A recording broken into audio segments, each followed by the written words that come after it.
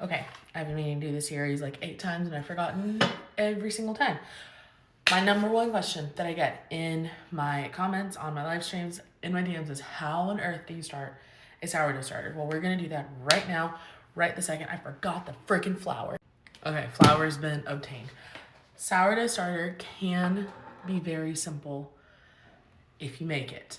I also and I say this every single time I talk about it, it's okay to buy a dehydrated established starter and start from there. It is okay to let someone else do all the legwork, and then you do the upkeep. I'm working on a setup for myself where I can dehydrate starter and send it and instructions out for you all to purchase. I'm working on it. That's in the works. But if you don't want to get it from me, you can get it from King Arthur, Oregon Trail, the Sourdough Mom, Eve, the Southern Sourdough Co. There's so many dehydrated starters. So if you don't feel confident starting from scratch, it is okay. But this is a tutorial on how to start. We're gonna do this live. There's no other cuts. We're just gonna knock this out super fast.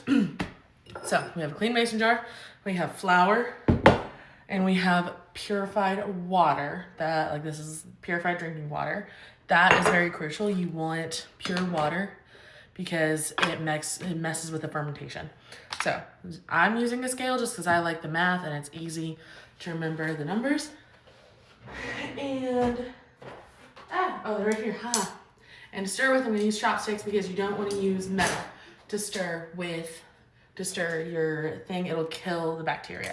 So what we're gonna do is, and again, I'm not making cuts. This is all IRL. We're gonna just start with 30 grams of flour.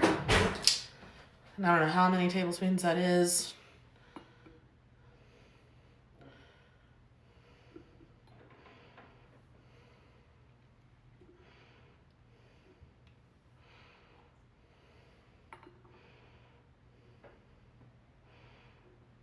And this is not sped up.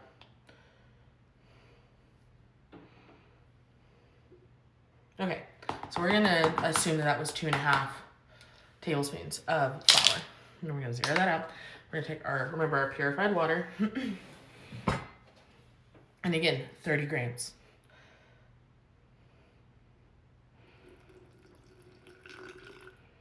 Okay, that was a little bit more than 30, that was 40. So what we'll do is we will just add 10 more grams of flour.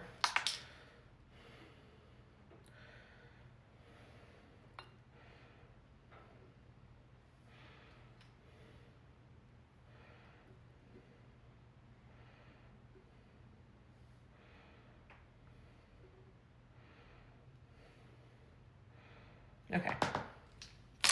And so now we take this and we stir it really well. Get in it. And yeah, you just stir it. And this is where, if you need to add more water, you can add more water. If it's too runny and you need to add more flour, you can add more flour.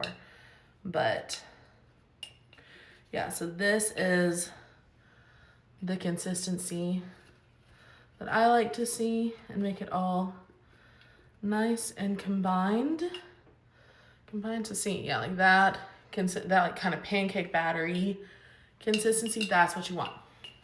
And so you also want to be able to mark it, and you can do it one of 2 ways.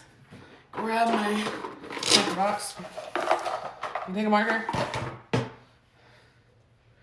mark the outside of your mason jar to where it's at, which is probably about right.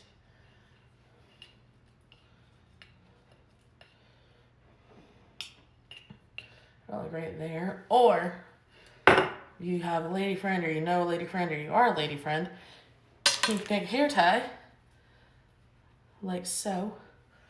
Oh. And you can put a hair tie around it. And then there. So that way if you accidentally wipe off your marker fade, it'll be right there. And then we're going to put a lid on this, put it in somewhere warm. I like to keep mine in the microwave with a light on, just because that's just enough heat that it needs. And then we'll come back for tomorrow and we'll discard and feed and do all of this again tomorrow. So see you tomorrow.